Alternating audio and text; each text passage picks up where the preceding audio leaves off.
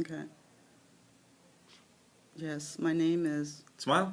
Yes, smile. My $2 name check. is Ray. My name is Rey Armenteros, and we're going to talk about the show here at Baldwin Park, ARC, Arts and Recreation Center.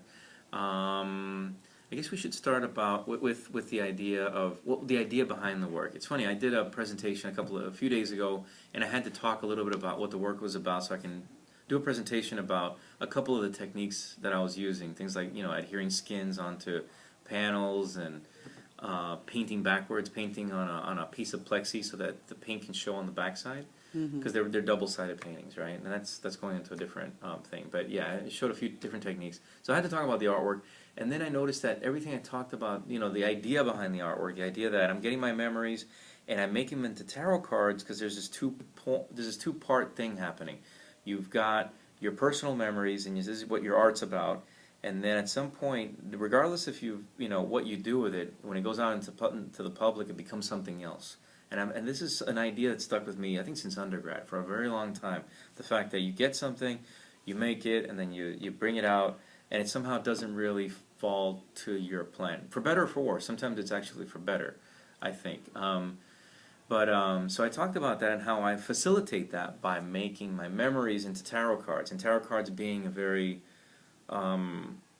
it's like the whole Jungian thing, just to bring up a concept, right? It's the archetypes. And so I'm getting these memories that are mine, but these are memories that you've had, that other people have had, that we've all had somehow, trying to bring that relationship together. And I'm facilitating that with the tarot cards. As I was saying that day, I was thinking about it quickly as I was talking, and what I was saying, I just thought it's somehow falling apart a little bit. I thought, well, how does that do that? And I wonder if it does do that. I wonder if it's not just a conceit of mine, that I just want to turn them into tarot cards so that they follow that idea of the unbound book, so that I can get these paintings. And yeah, I got this show, and each spread of paintings is a spread of cards, right? So let's say we'll have one spread of 17 paintings, that's the big one in the middle. Then we'll have another spread of 2, another spread of 4, another spread of 3, another spread of 9, and then later in another show I can take those very same paintings and then reconfigure them, and they're about something else. Suddenly they're about another thing. They're not about my father or my daughter, which is what this show is about. They're about whatever other. I have another solo show next year in Oregon, and that one I've tentatively called. This one's called of Daughter's Arrival and Father's Farewell. The one for next year is of sorcerers and time travelers, because that's what a lot of the imagery that pops up in my head when it's not about something specific like this one was.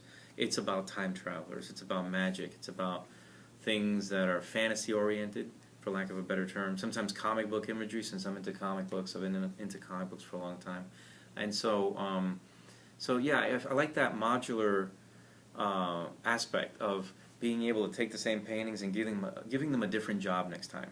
And then maybe this one was part. Let's say this one's part of a four card spread. In this show, well, it's going to be part of a 14 card spread next show, and it might mean something else altogether. So I think that's really what the paintings are about. I'm a writer too, and as a writer, I think writers, and I know, Sandra, you're a writer too. There's a complication in writing. The more complicated things are, sometimes, the more ideas you can bring onto the let's say the piece of writing or whatever. And I think with visual art, sometimes that's a no-no. This right here, I've got 55 paintings, and I'm wondering if that's too many. I'm wondering if I should have just made larger paintings. I know I'm not going to. What do you mean it's a no-no?